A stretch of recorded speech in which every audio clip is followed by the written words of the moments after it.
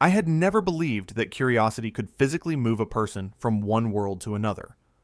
I always thought it was a metaphor, something people said when they ruined their lives or followed the wrong ambitions. I learned how completely wrong I was on a cold evening when I stepped into a forgotten maintenance tunnel beneath the city. The tunnel had always been sealed. I was certain of it. I had passed it dozens of times without giving it a second thought. Yet that night the gate stood open, rusted hinges creaking softly as if inviting me inside. The air beyond it hummed faintly, vibrating in a way I could feel in my teeth rather than hear with my ears. I should have turned back. The deeper I went, the more my phone light flickered. The concrete walls were damp, stained with age, the smell of rust and stagnant water thick in the air. Then I saw the hatch embedded in the floor. Circular, metallic, half buried in concrete. It vibrated with a low, steady resonance, like a heart beating beneath the ground. When I touched it, the world folded sideways. There was no falling, no up or down, only pressure, blinding light, and the horrifying sensation of being pulled apart and forced through a space far too narrow for something human. I remember thinking, with strange clarity, that this was how people disappeared without explanation. Then, everything stopped. I woke lying on warm grass beneath a copper-colored sky. For a long moment, I didn't move. The air smelled clean and sharp, metallic and fresh at the same time. Clouds drifted slowly overhead, spiraling in deliberate patterns as if guided by unseen currents. When I finally sat up, my heart was hammering so hard I could hear it in my ears. That was when I heard the click. I turned my head and found myself staring down the bolt of a crossbow.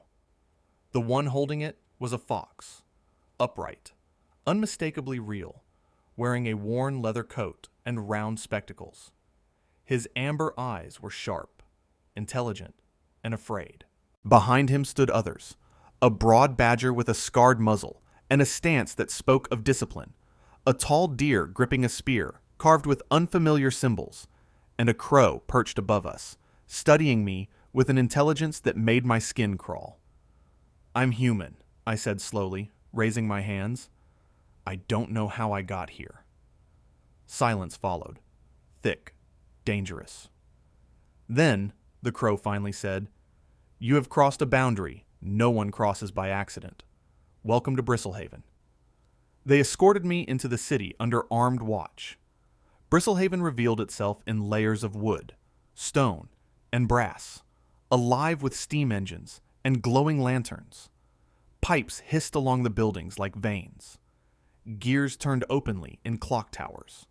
Animals of every kind walked upright through the streets. Otters arguing loudly over blueprints. Wolves hauling heavy crates.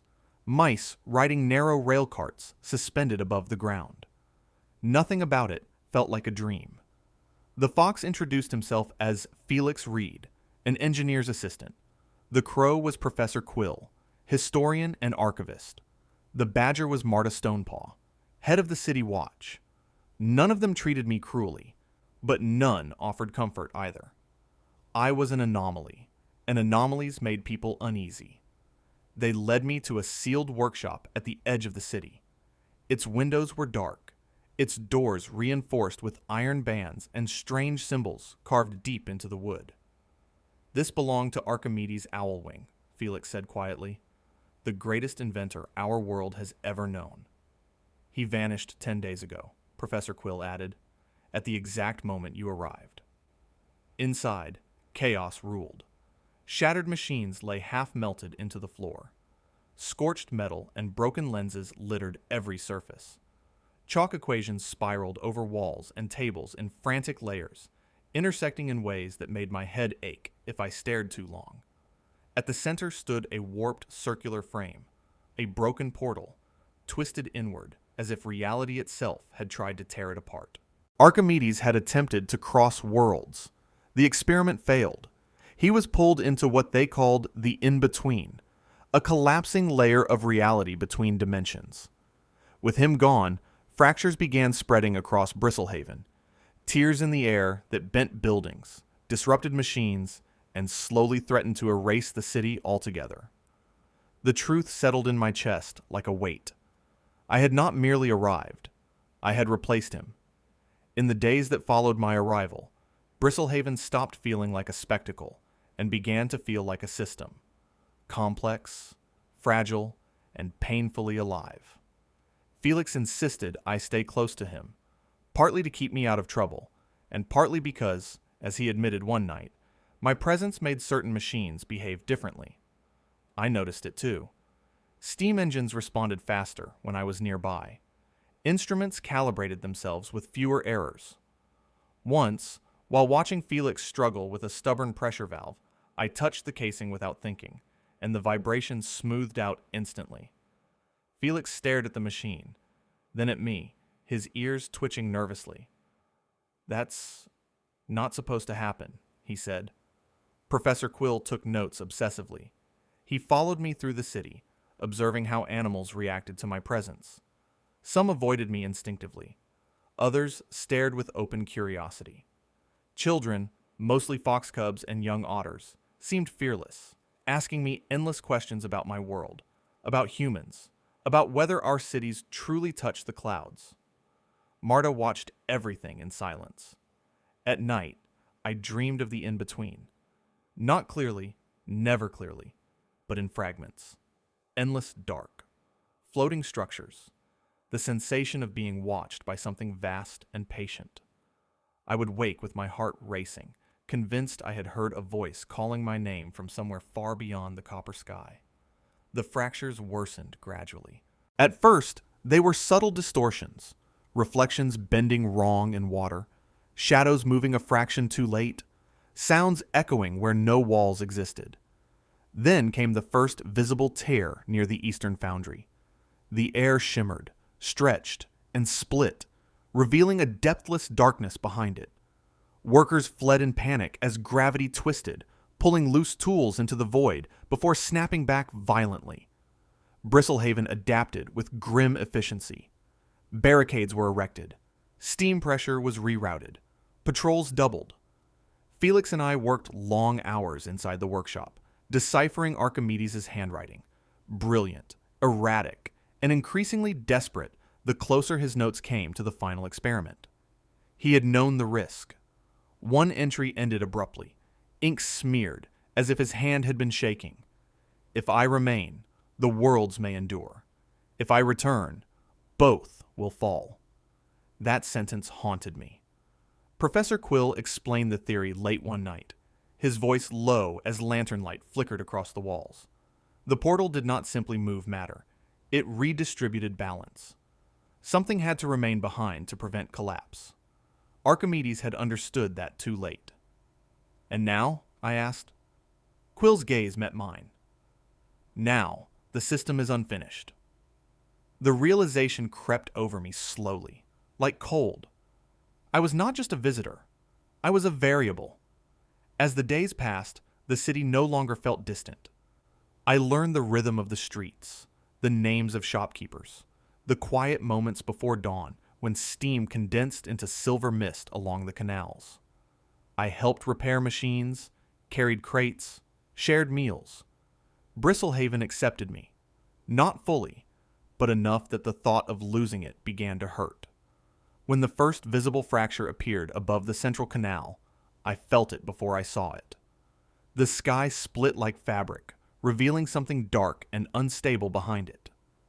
Buildings warped, steam engines stalled, panic spread through the streets. Bristlehaven, for all its ingenuity, was fragile.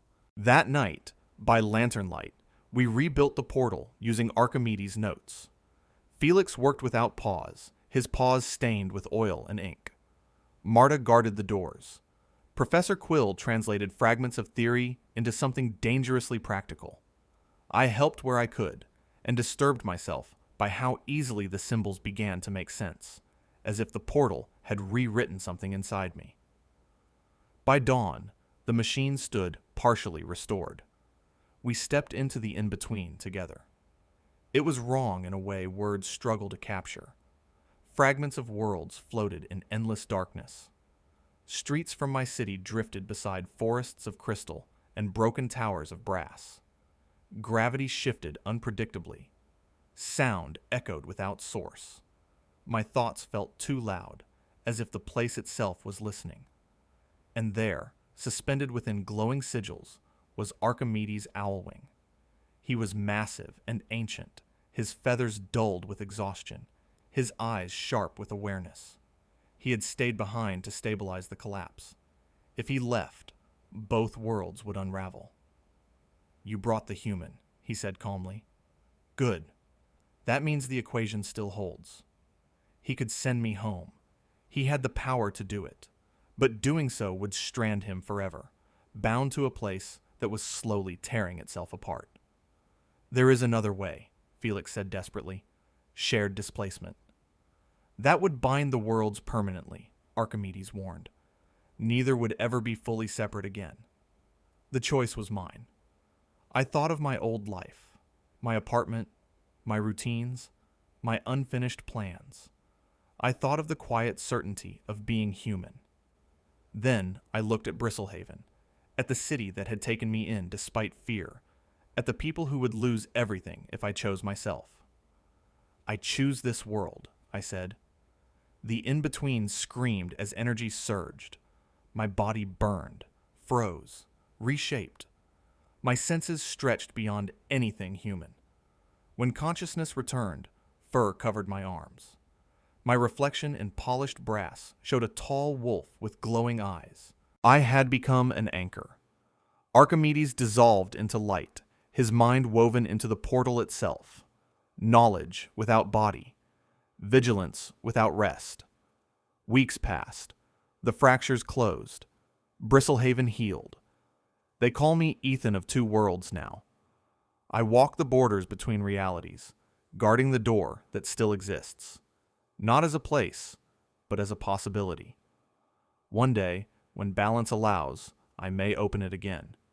This time, not by accident, by choice.